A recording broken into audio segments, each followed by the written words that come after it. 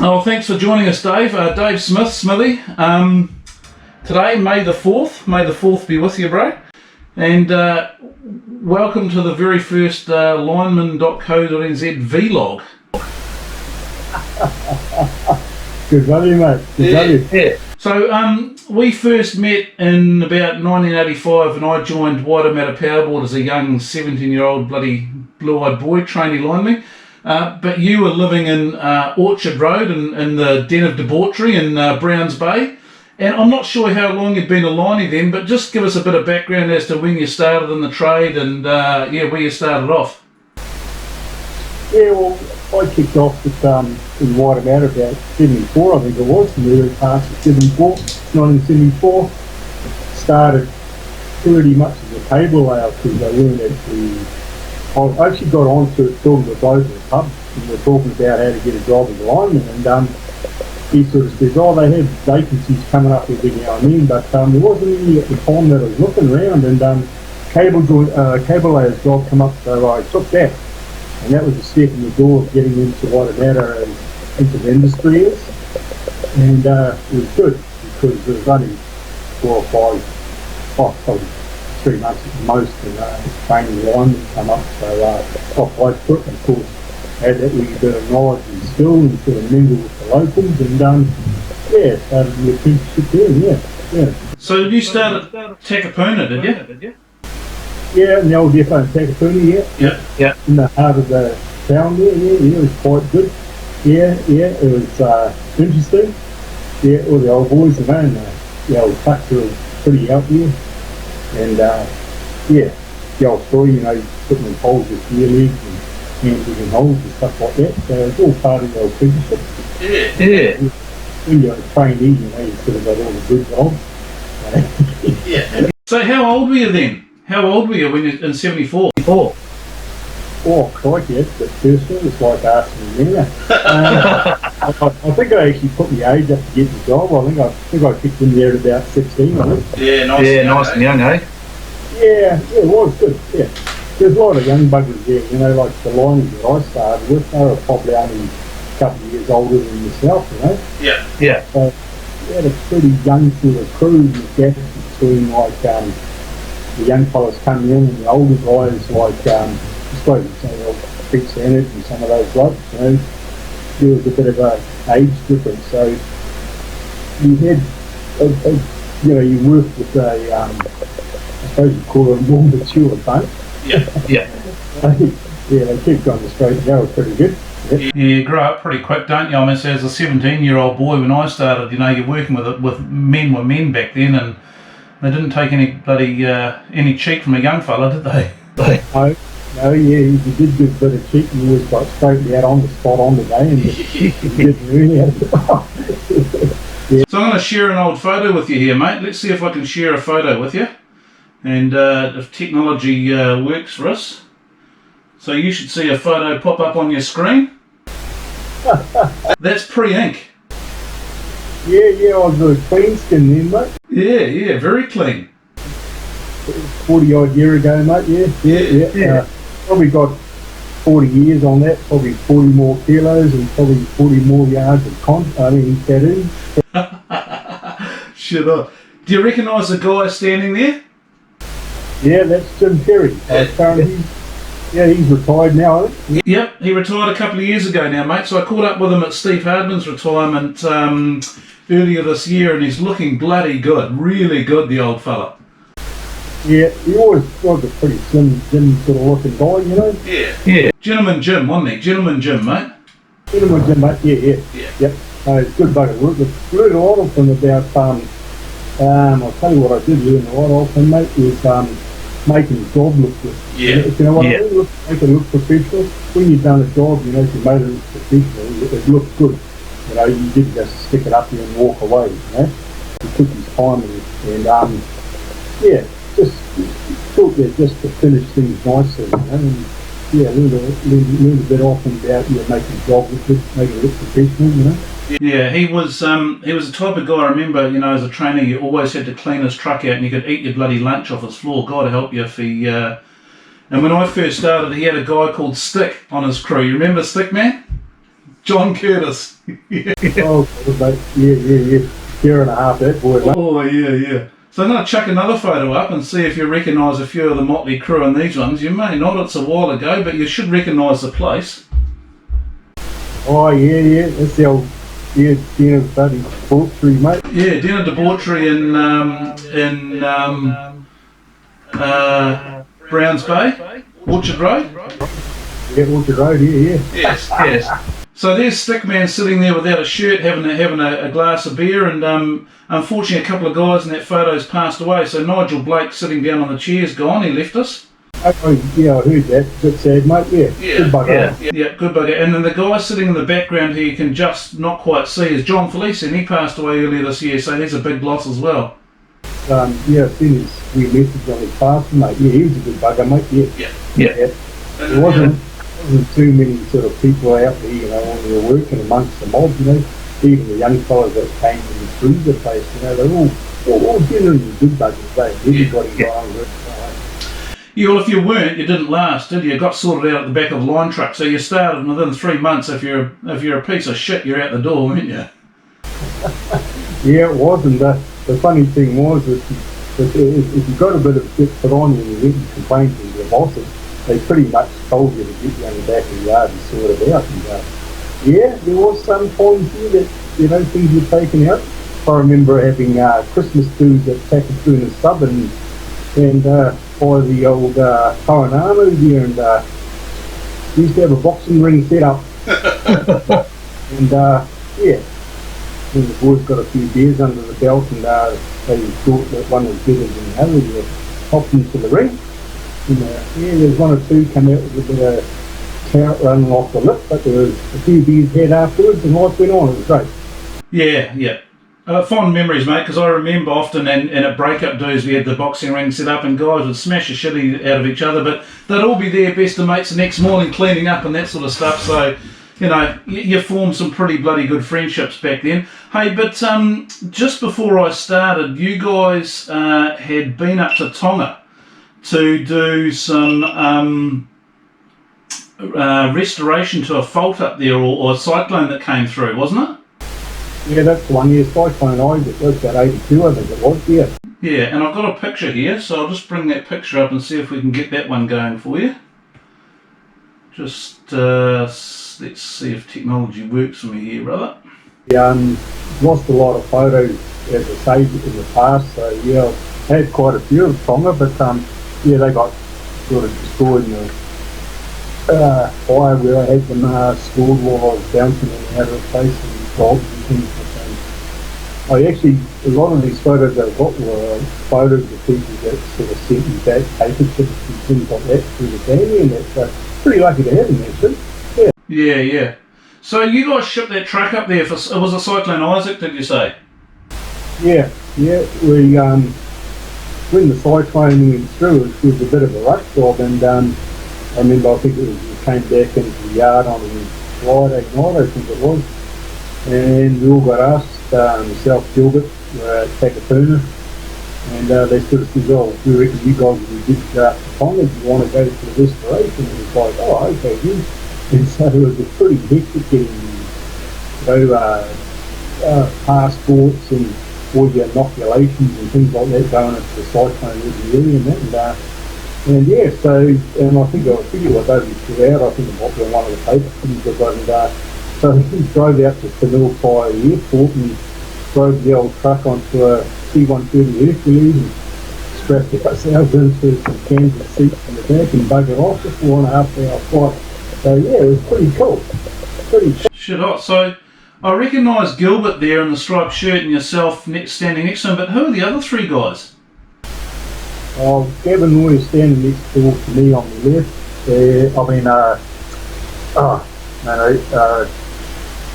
What's his name? Well, Coddy, I can't forget. Gavin Roy's right on the end, he's right, and the one in the middle was next to me, Dyson, Steve Dyson, I think his name is. Oh, Steve Dyson, yeah, I know Steve, he's still working with us. Oh, right, well, that's the bugger, yeah. And Gavin Roy, he was from up Walker on his work. He came down from me to Walker, so he was in the up there. I ran into Gav for a few years later down here in I've been a few years ago, now probably about 80, 90 years ago, he was down working with this private contracting in Christchurch. So, yeah, that's the last time I seen I'll go. But, yeah, it's good to catch up with the old bugger. But the other bloke, he was the area office for the Tonga Salborn at the time, so he was, you know, he was sort of like the head honcho as he was, but Yeah. So how long are you up there for?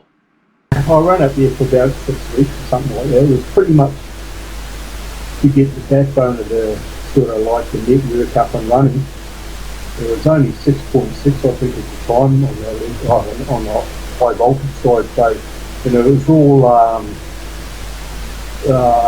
NAMU with the, you know, pretty much still with bloody PVC coat on. Cover on. Pretty much stand up poles and just drawing wire and then pull it and stick it together and hope for the cut the way it happened. Do it all that properly pretty much. But yeah, pretty devastating. When we got in there, we had a bit of a diving from the old airport, and in those days, you know, the huts were huts, and there was not a lot of places left. And I think the old Australian Navy was in there at the time, and they just put up fences. It was just like a camping town. Really, yeah. We were sort of taken aback a bit, and well, I was anyway. It's sort of like, wow, you know, and I think we were pretty much appreciated sort of being there because we sort of put on a lot of weight in that time there because we were sort of told that when we went up there, the hospitality from the people there would just be awesome, and it was. You know, like I was back to working there, and you know, you'd be working on the side of the road and people would come up and give you crayfish for lunch, or they'd bring you down a whole half of a crate full of honeydew and things like this, and you just ate it and ate and ate. It was great. I enjoyed it. And we had a pretty good, I suppose you call it a board for jokers that we had working with us, and we went to a lot of places and got to know a lot of families, and you know, it was really good. They made us super welcome, huh? You know, nice. Pretty, you know, I was pretty privileged to be there, actually, to be part of it, you know what I mean? Great memories, right? Yeah, you sort of look back and you think, yeah, well, obviously I've done that, and you know, it's still part of walking away and having a look back and saying, well, yeah, I was part of it, and you're pretty proud of what you've done, you know? All the people at the time, you know? Yeah. No, it's pretty. So I'm going to throw another photo up, and this one, I think this was taken just as you'd moved up to Albany Depot, and I think it was Christmas, and you recognise a few faces in there, mate. You got a bit of ink on you by then. Oh, crikey, mate, yeah. That was, the old Christmas, Christmas kids party, mate. And all the kids got locked outside, and all the wives got locked outside, of course. And the boys done the big parties, mate. Yeah, there's a few young bucks in amongst there. Yeah, a lot. It's a funny thing because a lot of them, when I went away and came back again, a lot of them moved on to other places, and you had gone overseas and things like that. So, yeah, it just seems to have a wee bit of a turnover, you know. Yeah, crikey. Yeah. In the background here with these old hair and beards, mate. Crikey, I had more hair then too. So, young Tommy Lassen on the left there has unfortunately passed away as well. He passed away in Australia a few years ago, which was pretty bloody sad. Yeah, that's a bit sad, mate. So I read it, one of the boys put up a wee post, mate. Yeah, he was a good bug. Enjoyed working with Tom, mate. Strong as a bloody old so. Oh, him and Blakey together, a couple of bloody hangmen, mate. Nigel Blake and Tommy used to bounce at one of the local nightclubs in town, and us hairy-eyed ass linemen would go down there and get on the piss and cause a bit of ruckus, and generally everyone else would get thrown out and would still be in there, so it was bloody good times. Yeah, it was good times. That was always, I remember Tommy bouncing a few doors, and I was sort of half-by tearing around in motorbikes and things at the time, and nobody sort of wanted us around, but Tommy would always let us in, mate, and, you know, as long as he behaved, it was good, mate. So, he opened a few doors, right? Yeah. But there's some young guys there, so Mike Waite, Colin Lowe, Dougie Hadfield, the Stick Man, Robbie Rawlinson there, yourself, Pudsey. I think that's Paul Docker, Lyle Moses, Dave Mays, The Bone, Billy Meeklem, Willie Irrawater, and there's a couple in there that I don't know, so yeah. Jack Mario's back up here where, what's his name there? Jack Mario, yeah. And Sarge, young Sarge, he got injured. Yeah, he got injured, yeah. And, everything was well. Maybe I'll run to maybe now and then. I talked to 9-9 and that. Yeah, he's down in the beach out there. Is this, is Sarge the guy that had the pole fall on his head out at Perry? That's the one, mate, yeah. Yeah, bloody unfortunate incident. The guys were loading a pole onto a truck, I believe, and he tripped back off the curb and the pole unfortunately hit his head. Come back on it, mate, it's quite sad, yeah. Yeah, very sad. Excellent. So I'm not sure when you left Waitemata, but I think you were down in Stewart Island with Electrics or PAC in '88 doing Stewart Island electrification, were you? Yeah, I went down there. I think I left Waitemata about 86, I think. Yeah, it's pretty soon after I joined, so I will throw up a few photos of, I think these are Stewart Island, but you will be able to tell me. There's only a couple there as well, as I said. That's boys putting holes in, and Stewart Island there, So is that an Electrics truck? Looks like Electrics logo on it. Yep, that's the one that was, two trucks of GSA, double cab bed and a single, and that's the one Electrics got painted up and those boys took over, and that's, double cab to Stewart Island, yeah.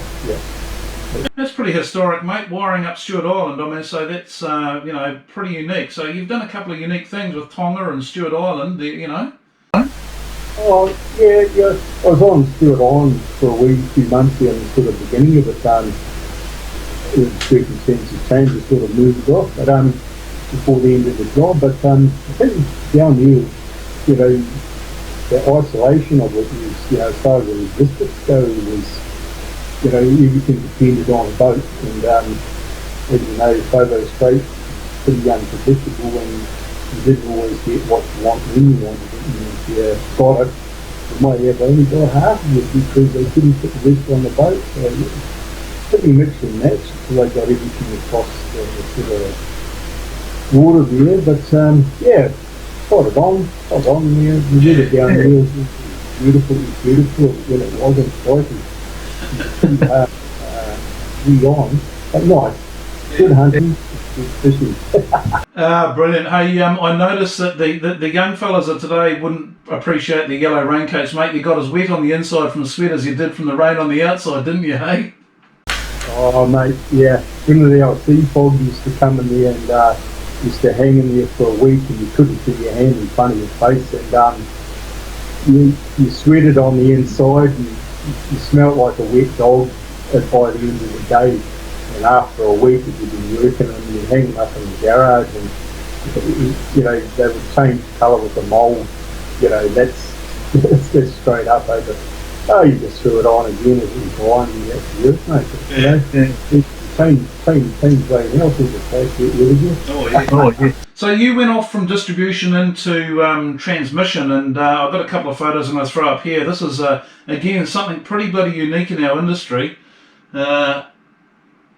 You've got big balls, mate, I can say that. These are helicarts, right? So you get flowing up onto the line with the helicart? Yeah, that's right. They were the stands between Manapuri Power Station across the lake here, and there's a whole crew, awesome crew from Southland out of Gore, and we were doing dampers and spacer replacement on the stands across the lake here, and it's something that is another one you sort of look back on, and you go over there nowadays and you look at that stand and you go, I was part of that, and there's a team effort. It's a big effort, and it went well. It went super well. Yeah. So are those carts mechanical? I'm a distribution boy, so do you have to pull them up by hand, up the spans, or are they mechanical? The tough young fellows did, mate. They were tough and young in, but no, they were too big and heavy, so what we used to do is helicopter lift you up and drop them off one and you run down into the middle. On those particular stands there, we put carts on either end and just ran into the middle. So you'd end up with two carts in the bottom of the stand and you'd space her out each side. You're probably carrying 30 30 odd spaces. So we had a bit of a load on, quite a load on, so we had a bit of weight behind it. The stands are quite deceiving when if you have a look at the stand, there's the part there at the moment, it's been on the level, up at the jam side. When you put them on, they're actually, to stand up straight, you've got to stand on the front of them because of the steepness of the stand. So, yeah, a bit of gymnastics involved. Yeah. They, the average person, I often get comments about the size of linemen with regards to our shoulders and arms, and you can see why when you're lifting and, chugging weights along like that. You're basically lifting weights every bloody day, aren't you? Well, yeah.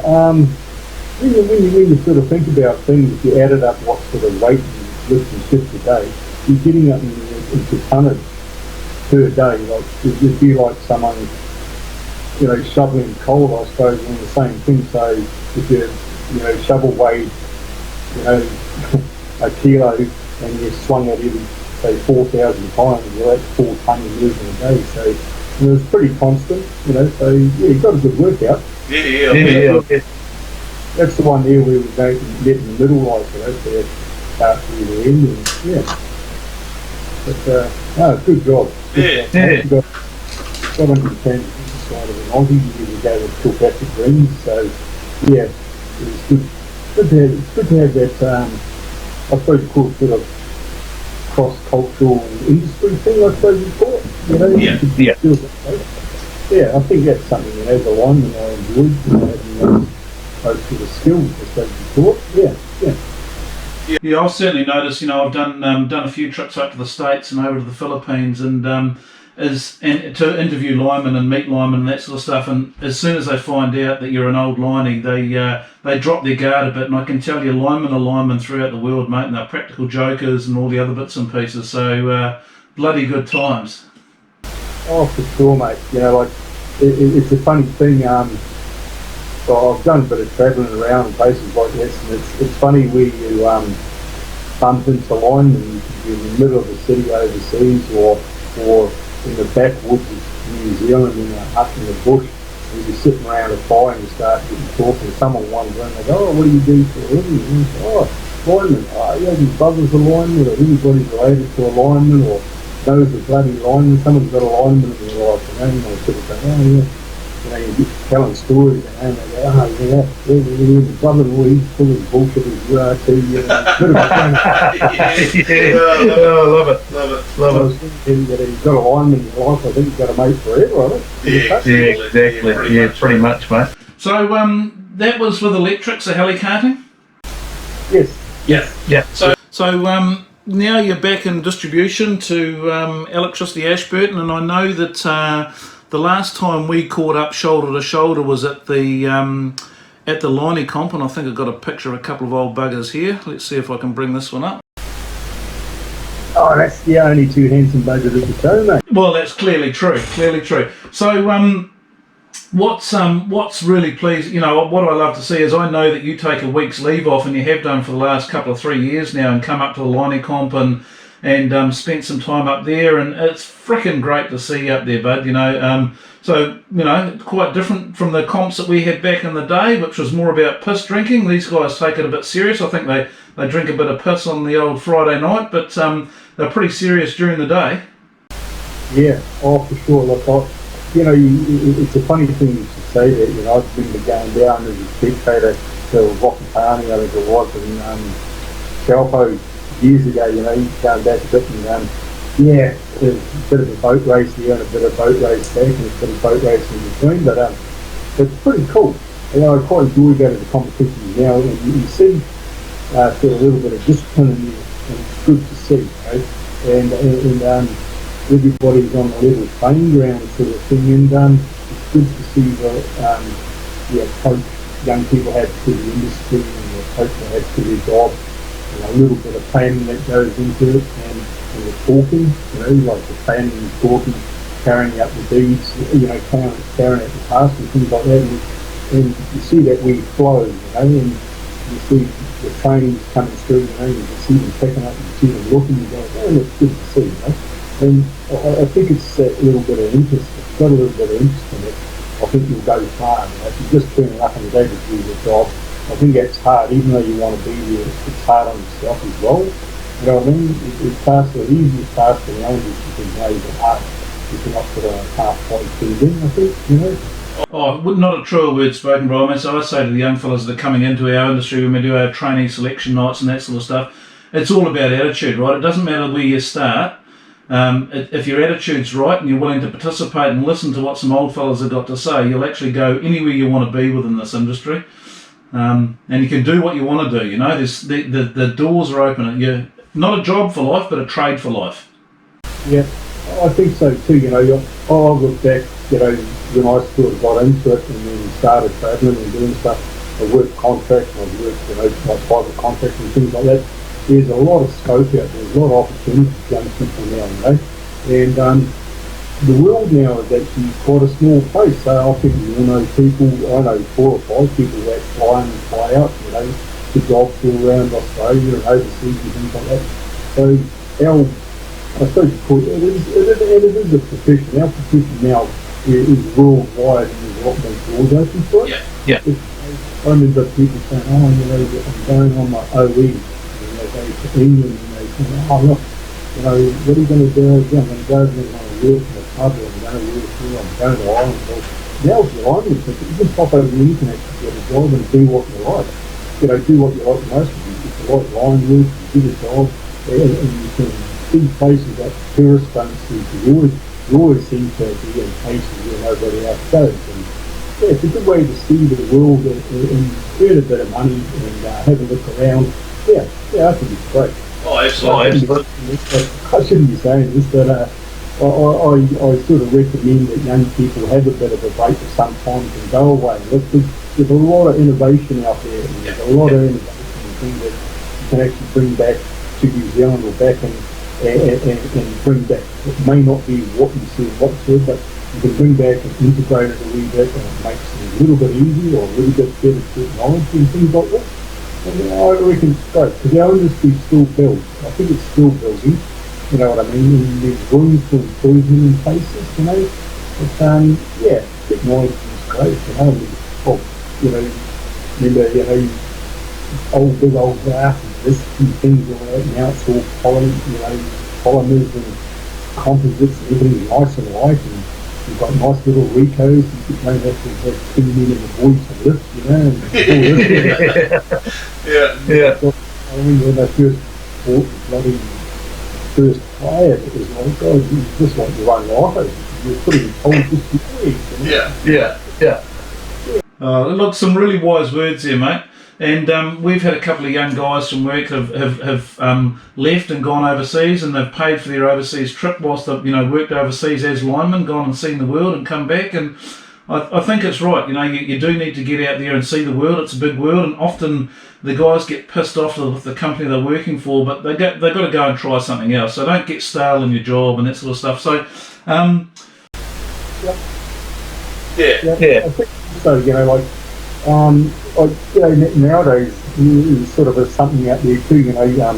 With a lot of international companies, you can actually travel within the companies, and so they're not really losing your expertise and just going somewhere else to do a job.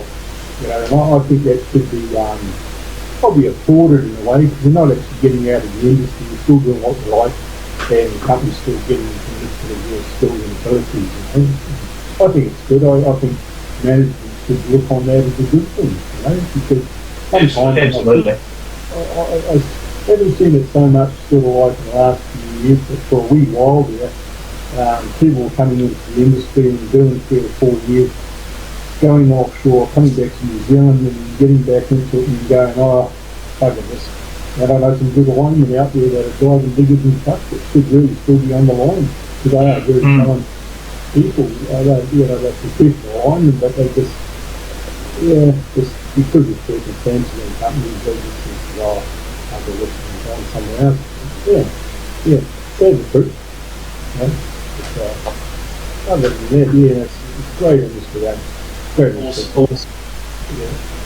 Hey, bud. Well, look. That's half an hour. That's gone bloody quick, and you've only managed to scull half a beer. So coronavirus too, by the look of it, is it? I'm running out, eh? Oh, I've got to keep the virus up, brother. Got to keep the virus. Yeah, keep the virus at bay, bro. Keep the virus at bay. So, look, mate, appreciate you being the very first lineman.co.nz vlog dude. Frickin' chuffed to have you on board. So, just want to say thanks very much, Smithy. Appreciate it. And, yeah, all the best, bro. Thank you.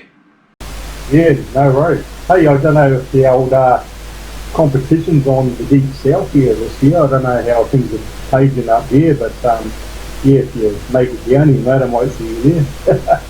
Oh yeah, look, I've got some stuff happening down there at that time of the year, funnily enough. So if it's going to go ahead, no doubt you'll see me down there. But I know Connexus are surveying the industry at the moment to see if it's going to go ahead. Obviously, with COVID-19, some businesses are going to feel the pinch a bit, so it might not happen this year. But I'm pretty sure that you can guarantee that it'll be coming back with a full vengeance next year if it's not happening this year, eh?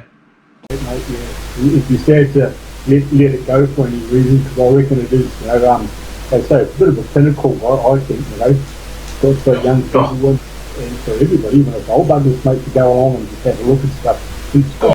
It's a great way to catch up.